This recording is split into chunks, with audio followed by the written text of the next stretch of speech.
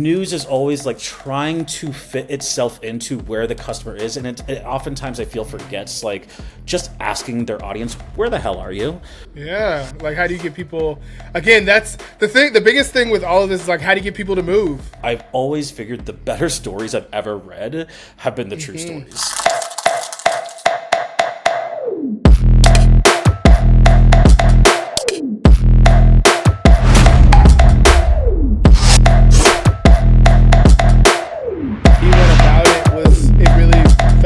You were talking about nuance, holding like multiple truths at the same time, and it was fascinating. And I just was like, I gotta talk to this person more. Yeah, absolutely. So I wanted to have you on after that.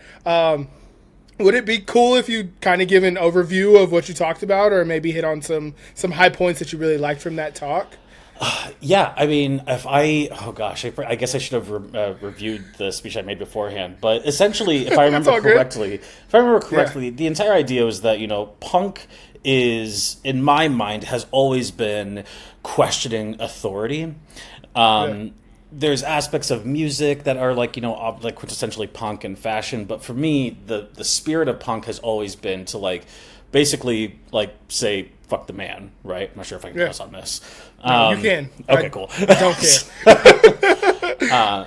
And for most of my life, it's always been this kind of I was raised in a family that, even though it was fairly conservative in some ways, my siblings and we were always questioning what the hell we were supposed to do with our lives, and always pushing back against religion, politics, the way that our family from the South was supposed to how we were supposed to act. And it just kind of ended up being my entire life's ethos was just to kind of say, why, and really question everything. And that's what led me to journalism, because I really feel that on top of wanting to kind of be a bit of a devil's advocate or question everything, it also is a bit of a justice seeker for a lot of us, because I truly believe that every good journalist comes from being bullied on the playground as a kid. And then it turned into what I do now, which is, I started this nonprofit news outlet that's for the queer community because nobody else was doing it. And I kept hearing from my editors and from nonprofit news leaders that, everything was fine and nothing was going to happen. Right. And so that's kind of how that was the gist of the speech. Yeah. I think you told a story that day about, I think you were covering a story where the health department was using Grindr to get people tested. And I found that very fascinating. You were like, again, this is two truths.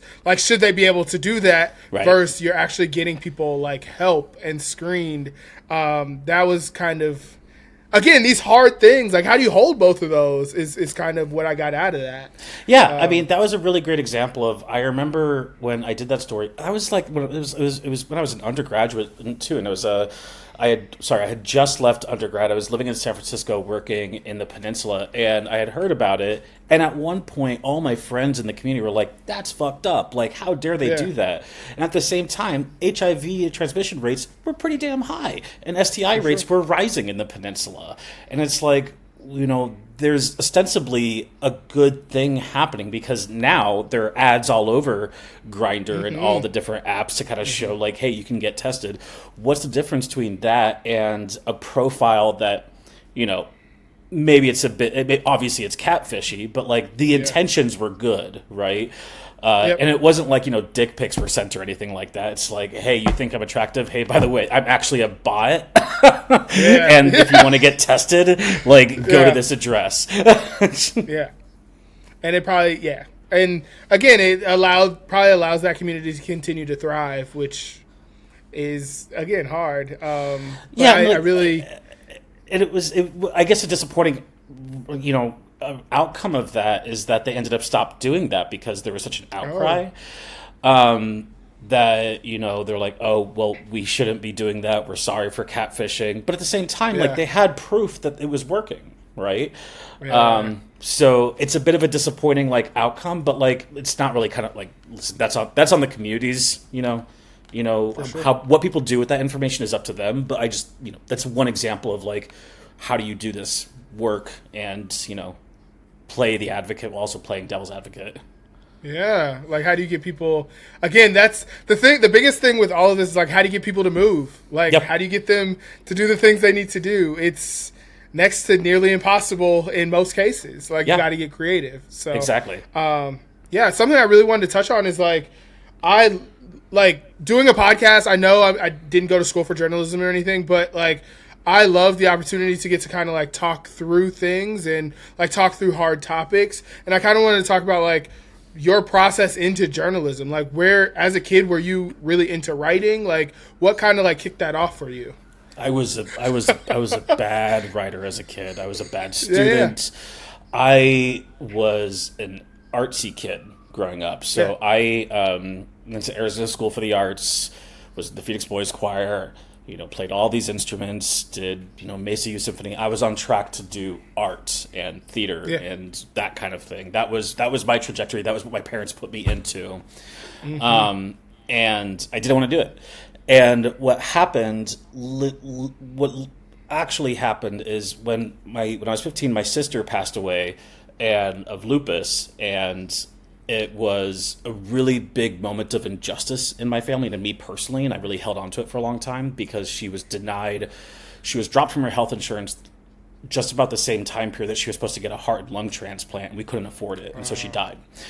And it really screwed me up for a long time, and so I left music pretty much almost immediately after that and went into public school. I went to Dobson High School, and then I started doing speech and debate, and then I started really getting into politics, and I thought I was going to go into politics for a while, but then I was growing up in Mesa, didn't really have an outlet for both creativity and also being gay, and also I just didn't really find a tribe here, so I moved to LA and came out and did the acting thing for a while.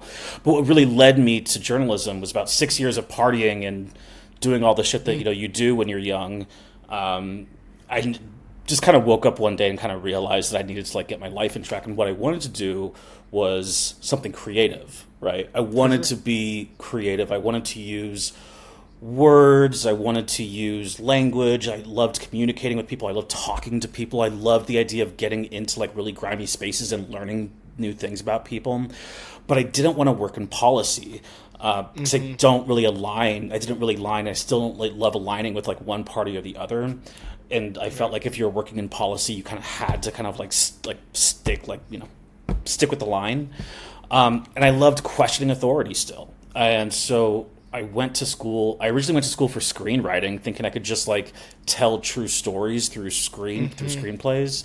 And then to learn how to do that, I took a journalism interviewing class, and I had a teacher who was like, "You're really good at this. Have you thought about being a journalist?" And then she kind of nurtured me and said, "Listen, if you want to be a journalist, you need to go to school for this." And so then I moved to New York, went to journalism school, and the rest is history. That's it's always a back door type of situation.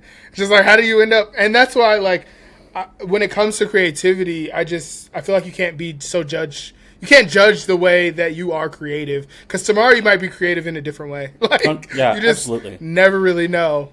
And journalism is one of these weird, it's a mixture of really fact-based and really analytical, but at the same time, even if you're a data journalist, I hate to think that creativity is just prescriptive to creating art, right? Yeah. It really is creatively thinking about something new. So I've worked with data journalists before who maybe aren't necessarily creative in the more traditional sense, but we were looking at a data set of thousands of numbers and spreadsheets, and we have to really think about, okay, how can we look at this in different ways that people will understand the story that we're trying to tell? We could do a straight line, we could do infographics, but how the hell are we going to do it? And it takes a really different kind of mind, not just to do critical thinking, but creatively think about how the people that you're trying to tell a story for absorb that story. Because at the end of the day, no matter what kind of journalist you're a storyteller.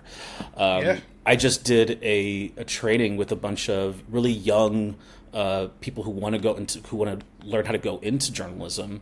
And at the very end of every single session, it just made it very clear, like, yes, you're learning ethics, you're learning laws, you're learning, how to do this, like, with some kind of, like, like craft, but like technical craft. But at the end of every single story, you are trying to figure out how to put words together to make people emotionally invested in what they're reading.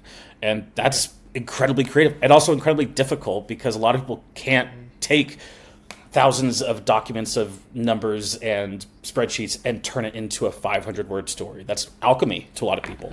Yeah, it is.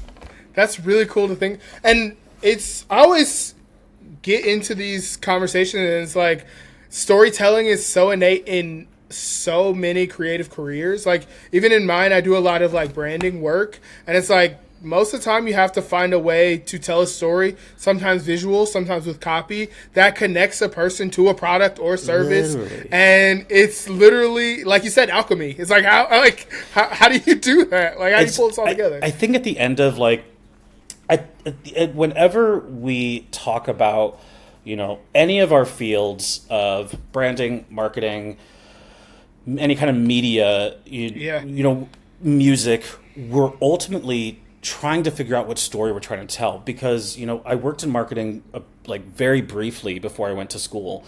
And I remember whenever we sat down and kind of looked at like a brand guideline, or whenever we sat down and like with a client and said, okay, what do you want your logo to look like? The first question is, what's the story that you want to tell? Right? Yes. And what's exactly the point you want to get across? AKA, what's like what kind of person are you trying to gather? And they're essentially creating archetypes and personas. Yes. And they're building out the people who want to consume that story and how it relates to you. So at the start of the conversation, at the end of the conversation, it's always, what is the story you're trying to tell? Yeah, 100%. And how do you want these people to feel? Like, what, like, I always say, like, hey man, it's a vibe. Like, we're trying to create a vibe, and it really is. Like, with storytelling, it is. You are trying to make somebody feel something. So that's really cool to hear that that's like part of your process and innate in journalism also. I was going to ask, like, how do you feel like journalism is going today? Like, I feel like journalism has taken a weird turn into something that's a little bit more sensational or a little bit more like, I mean, it's probably always been about that, but how do you feel about like what's going on currently? It's hard because, I came into journalism at that moment of like, it was post the .com where everybody was online. It was post Craigslist. So when newspapers were already kind of being decimated, but it was at the time when news kind of became entertainment. So like my first real job was at Vice, right? And like the king of entertainment when it comes to like, news, right? Every single video we did had, 2 directors of photography, right? Like you had a production assistant, a production manager, you had a line producer. I mean, it was treated like a film set, right? Yeah. And then like during that time moment, it was like, let's pivot to video. And it was us just trying to like grapple with like, how do we tell these stories in ways that people are consuming because of social media? Yeah. And it still has gone that way. It continues to be like, we are just catching up with whatever tech is kind of figuring out. I think the way that has been in like my time in news has been, and again, this is only the past 15 years, but like, whenever tech does something really cool, news tries to do something to jump into that model, and it more oftentimes fails. A really great example of this is that I remember my first year out of graduate school, VR was the big thing for news. Like, we all had our goddamn like GoPro like globes that we had to learn how to stitch together and Premiere and create this. Like, I remember I went to Coachella with like a GoPro like globe, and I was like, what story am I telling? Am I just like moving people through a crowd of like people who are high listening to M83? But that was it for a while, and then we gave up on that because nobody was walking around with their goddamn VR headsets, right? Yeah. And now it's kind of like, I'm going to a conference next week, and a big portion of it is like, oh, well, what can news do to like get in front of people now? And it's like, oh, it's the podcast videos, right? That's the big thing. Everybody wants to do podcast videos. Again, it's like, so news is always like trying to fit itself into where the customer is, and it oftentimes I feel forgets like just asking their audience, where the hell are you? Like, instead of chasing the new bright thing because it seems that's where like the trends are going, like, just where are you? Like, there are so many times where we have just fallen flat on our faces because we thought people were only consuming long form Snapchat video. Right? And that's just not that wasn't the case. It was just cool and fun to do. That's so wild. That's such a good point, though. I always get it. It's fun. And do you think there has any like money? Does money and advertising have any? Okay. Absolutely. It depends on where you are, but like I remember, for example, when I was at Vice, we had Snapchat channels that were very branded and very sponsored. Whenever we do something, there are a couple times where like we have talked about at Lookout, like, well, can we get like a grant to do something, and maybe we'll do a video aspect if it's like a video grant, right? So like sometimes you're chasing the money, sometimes it just kind of plops you in. And so, money's a big part of it. It's not the only part of it, though. For sure. Yeah. I find journalism fascinating, especially now that you bring that into it and, like, how it's had to morph and change with the times. I mean, people were doing newspapers and magazines, like, exclusively maybe, 10, 15 years ago? And then, like you said, the dot-com boom, and it just all changes. And now you're just trying to fill it out. I think another example of this is like everybody said nobody wants a newspaper anymore, right? Yeah. Nobody wants a newspaper anymore. And now we're seeing, like, locally, for example, the Arizona Republic is no longer going to print their newspaper. And at the same time period, now the study comes out that's saying people want a newspaper. And so people want something physical. And so it's hilarious because it's like, we've been printing a magazine, even though people are like, why are you printing magazines? Print is dead. It's like, well, people like it and people want it. And like, I guess we're just listening to our audience and hearing them say they want something physical. But like, be damned with like the corporate overlords who say like print is dead, but like here we are succeeding because we're printing.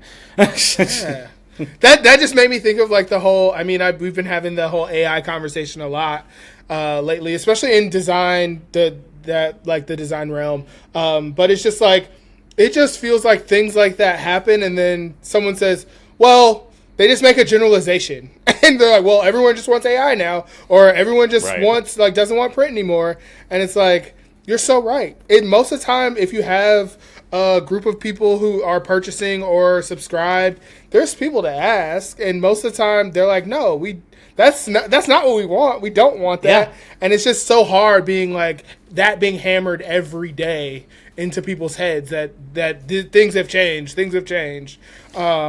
It reminds me it's almost of like we have to fight that. It reminds me of Ira Glass did this speech once, and I'll have to send it over, or maybe you can find it. But it's all about it's like a 5-minute video about taste, right? Yeah.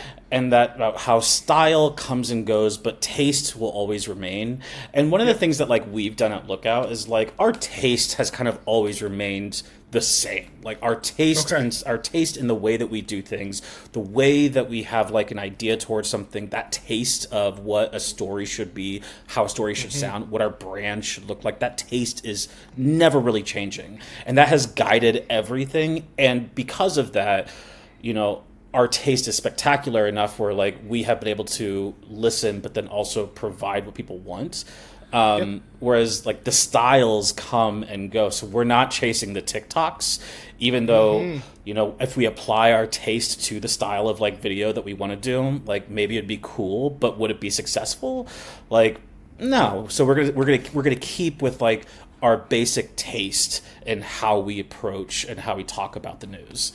Yeah, I love that and that's what's always so funny is everyone's like, oh, well, new venture. And new venture takes effort. It takes manpower. It takes like time, and you have to build. And it's like to go and throw away what you've built over the time that you've already had is kind of crazy. So I love that you said that, because I do think more people should do that, and maybe we like shut off the overlord for a second, and we're like, okay, well, what do we do well, and we stick to what we do well, and we don't like kind of waffle on that. I would love to hear you talk more about Lookout and like how you came to make it and kind of what form it exists in now. Yeah, so I mean, we started Lookout essentially just as a newsletter, right? And I explained in the Creative Morning speech, but I'll explain here. I did it as a bit of a fuck you to my employers, and which always ends up like I always end up doing some kind of fuck you that turns into something bigger. There was, and I like my husband says like, oh, you girl boss too hard. And it's true. So like it started as a newsletter, and then at some point I brought on my husband because I know nothing about business, and we wanted to make it a 501c3. We wanted to make it a nonprofit because we also believe in the idea that news is meant to be for the people. It's not supposed to have paywalls. There's no reason why you shouldn't know what the hell is going on in your community and have to be rich or have money in order to know anything. That's our full belief. So we did a newsletter, brought on my husband to do like, the business end. And then I can't remember why or when or who approached us to apply for this nearly $500,000 grant from the American Journalism Project, but we got it. Wow. And the caveat with that, my husband and I, we had to quit our jobs. I was working at the Arizona Republic as an investigator. He was working in real estate full time. We had to quit our jobs and do this full time. And we really embarked on, let's figure out a newsroom that is responsive to what people want, but also, again, has the voice, has the feel, has the look that we think our community wants. And how do we do that? A lot of it was just kind of like the design and the branding and kind of like the overall like focus of like how we present ourselves was a bit more my vision, as far as like we have a very young punkish theme. It's very much steeped in the old, 1970s, 1980s Christopher Street zine rebellion movement, right? It's old queer, right? And it, even our font style, our look, even our our logo has like the roller off print. Like it's supposed to be a bit like spray like paint on a wall, tagging, yeah, sort of. Not even tagging though. It's supposed to be like a I forgot what it's called, like wheat paste posters on the wall. Gotcha. Like that's the feel. Like think old Keith Haring, right? Okay. Before all the colors. So like that has been like our like focus, and how do we do that? So we're like, okay, what is like something that is really revolutionary, that is something that people want, that some people need? Well, zines have always been around. They've always been central to our culture. They've always been a pillar of where we get our information. It's been kind of bastardized and turned into like bar rags and like quote unquote like more like entertainment magazines, but really like our news started as local zines on the street, and we're like, let's do that again. Let's bring that back, and let's make it something that you want to put on your coffee table, that you want something to be pretty. So we merged it with like, my design background with like, how I kind of came up with Vice. So it's that kind of look, but also we like took it from like, we looked at a lot of different like old zines from that time period, as well as like looks from like Hello Mister, which went defunct, but it was a gay publication, very high gloss publication. And so that's kind of like we said, like we're going to do a zine style. We're not going to do the ISBN codes. We're not going to do any of that shit. We're going to do a zine style that we could just throw at people whenever they want it, but it's beautiful and they can put it on their coffee table and they'd be proud to have it on their coffee table. And you would never know that you're reading a gay publication or a queer publication because it looks so goddamn nice. Love that, yeah. And that way, it's also a bit like we had a big thing of like, we need to be across Arizona. We need to be in places that are rural. And we can't have like, we could be audacious about it, but like we want to be sure that we can drop these off in the Prescott Public Library and nobody pick it up and throw it the fuck away, right? Yeah. We need it to be beautiful. And so we have the zine for that. And that is more like, it's more evolved into like solution stories. So like the stories that give us hope, the stories that give us like like, something to get up in the morning, because we are an accountability focused newsroom. We've always been focused on really holding people in power to, putting their feet to the flames. But we've also heard multiple times that people are really tired of hearing the bad stuff. They want to hear the good stuff. So as an investigator, that makes me want to chew on glass, right? I don't love solution stories. I don't love, I appreciate them and I know what they're for, but my reason why we went into this field is because I just want justice, right? I'm a justice seeker. So solutions journalism felt like a bit left field. However, you could see people like really want it and they really love it and they gravitate towards it. So our weekly news, we do a weekly newsletter that does all that kind of accountability stuff. We have reporters that do that. And then our magazine is, like I said, it's beautiful, it's glossy, it's also newsprint for free. And then it's all solution stuff. Okay. Yeah, that's really dope. I think I was at Dark Hall and there was a bunch of copies. Yeah. And my wife's been picking up a lot of like queer publications lately. And I was like, "Oh, I heard about this one. Let me go get you a copy." And she loved it. And like you said, I think something that design, I don't know. I just don't feel like it's talked about enough. Is like what design can do for like marginalized communities. It can really take the information that we have to like put out there, and if you can put some decent design behind it, it can really push it a little bit further. You know what I'm saying? Right. Like that's something that I don't think we realize. We think design is something that's just like, oh, it costs money, and it's like, well, sometimes it does, but good design does push things forward. It is important. Yeah, I am always going to we created this off of this old queer 70s 80s aesthetic, but if you look back on it, it's all kind of messy. And you look at even modern zines, and there's a place for it. I understand the look of it, the handwriting, the bubble around and everything, the weird off center lettering. I get it, but I'm not just trying to give an aesthetic, I'm also trying to inform people and let them know what the hell is going on. And in order for that to happen, you need to present things to them that are clean, right? Yeah. And so there is a way to still have that taste of punkness, of bit of grunge, a bit of messiness, a bit of these people are a bit these are extra people, but at the same time present it in a way that I am still digesting information that is a way that is understandable to me, that is also understandable to the masses, right? And so nobody can look at that magazine, pick it up, and not be able to get through it because it is hard to read. That's a good point. It's like giving people something that they kind of already recognize or kind of already understand. Which is also another, you're hitting all the pieces of design, exactly, which is really cool. You wrote in the questionnaire I sent you. You wrote that you hate fiction compared to nonfiction, and I was like, oh, that is a take right there. I wanted to hear more about that. I have never been able to read fiction very well. Okay. I'm actually just generally I'm a poor reader. I am the person who I still annotate my newspaper. I am that kind of learner. I need to sit down. I need to write things out. I need to reread things. I have that.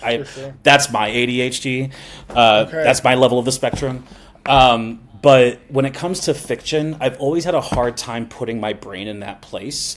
And maybe it's because of the traumas that, I've experienced or lived or anything like that. But, I've always figured the better stories I've ever read have been the true stories.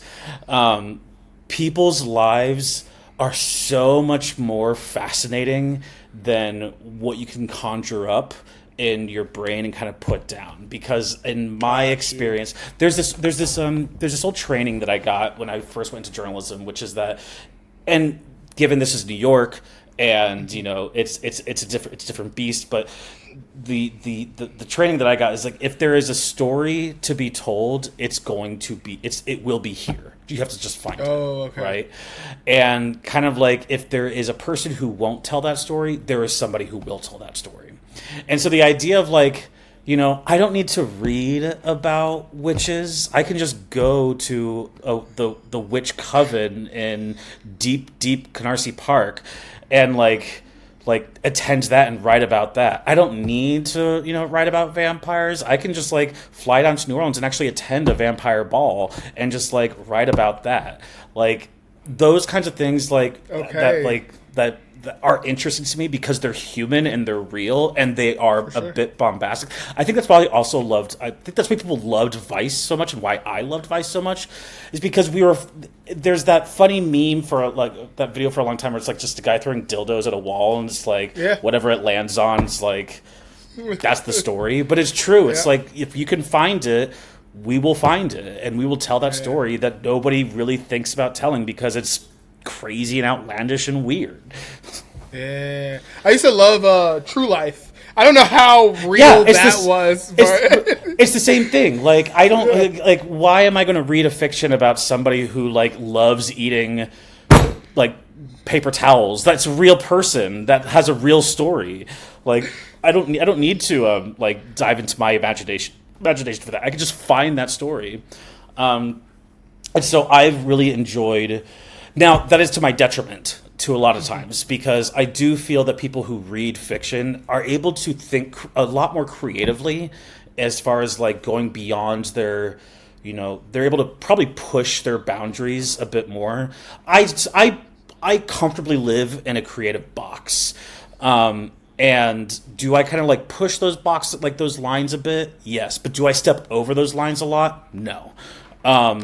But I do feel that people who absorb a lot of, like I also love documentaries as opposed to, a lot of other things. So I feel that, by being a person who takes in a lot of nonfiction work, but takes in a lot of creative nonfiction work, I have learned that my boundary pushing is not as vast as people who maybe have other experiences with creative work. That's so fascinating.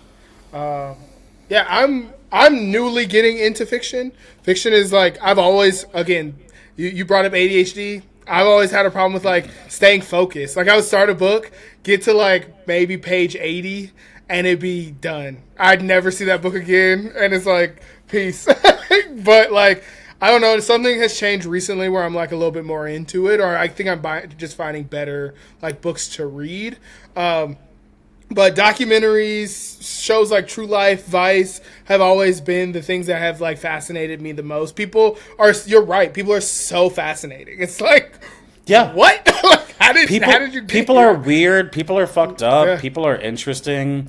I won't forget that. Like when I was at the Marshall Project, I had an editor who I told her that I'm like, I'm not really into fiction, and she looked at me like the most quizzical face ever. Yeah. And she's like, read this book, and it's a book that had no periods.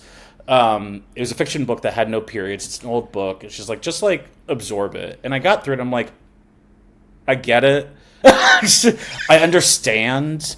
I understand what you're trying to make me do. You're trying to make me think creatively on like how to do different storytelling techniques. This isn't something that I would try.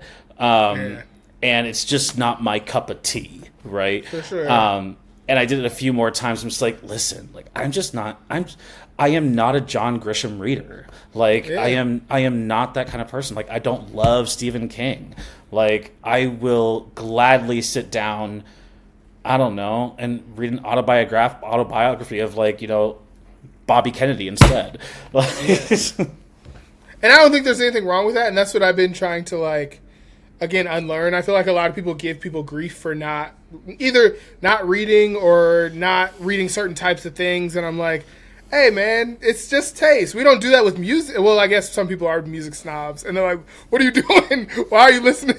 I love that. I'm a real big music snob. I have a lot of hard feelings on music. That country music has no redeeming qualities. But I've always felt the same way.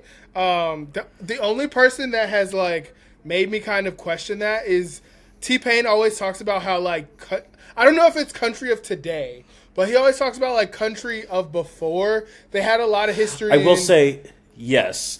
I will say there is an old country which I like. I will listen to like some old bluegrass and stuff like that. If that is even considered country, I don't know. But like you know what I hate? I hate get in my Ford truck. Let's get some beer. It's because I don't subscribe to like the Americana, like hoorah rah, America's all great. Yeah. And I feel like country took a weird turn post 9/11 where it's just all that. And like if you go if I was to ever go to Country Thunder, just be surrounded by American flags, which isn't necessarily a triggering thing, but it's just like, why? And like I know that like Beyonce's tried to like reclaim it, and like still I wasn't like okay, I guess. And like Orville Peck is great. He has a beautiful voice. I still don't love the music. Yeah. But yeah. I agree with you. I just think it's like it feels empty. It feels like the soul of it has been like removed for something else, and I'm just like, I don't love being here. And it just feels like a party I don't want to be at. I'm like, can I not be exposed to this at this point? It's like everybody's doing shots, and I just want a glass of wine. Yeah. It's like, what are you doing? But I want to go ahead and kind of wrap up. And I ask everybody this last question. And you can answer it however you feel comfortable. But the question is, what is creativity to you? Creativity to me is the idea of, well, I guess it's the freedom to essentially, oh man, I was gonna say like I think creativity is the idea of essentially just like being like your authentic self, but like thinking outside of the boundaries of what like is you. But I actually think what creativity is just anything that is not the norm. And I think it's anything that you put thought in that makes something different and unique is an act of creativity. And so to me, anything that is just a deviation from normalcy is creativity. Ooh, I love that. That is good. We're going to just go ahead and wrap it up here. I wanted you, if you have anything that you want to plug, this would be that time for you to go ahead and plug that. No, I mean, lookoutnews.org. I mean, okay. We are a completely member-funded organization, so the more people read and the more people subscribe, the more we can keep doing the work that we do and getting the news out. So, lookoutnews.org. Love that. Okay, where can people find you? Is it the same place? You guys have socials that you would want to plug or anything? Yep, we're mainly on Instagram, so it's lookout_news, and then our website, lookoutnews.org, and that is about it. Okay, yeah. Thank you for sitting with me today. I really do. I love the work that you're doing, and like, if there's any way that I can help in any way, I'm here and game, and really just find it so important, the work that you're doing, and just giving, again, people who don't normally have a voice, and really going hard for them. I think that's so important. Well, thank you very much. And I loved the conversation. It was a really great time. And I hope to see you at Dark Hall some more times. Yeah, I love Dark Hall. Yeah, for sure. We'll chop it up for sure. I hope you enjoyed this episode of Creative Questions. Like, comment, or subscribe to allow us to keep making more episodes. I appreciate you for being here, and I'll see you on the next one.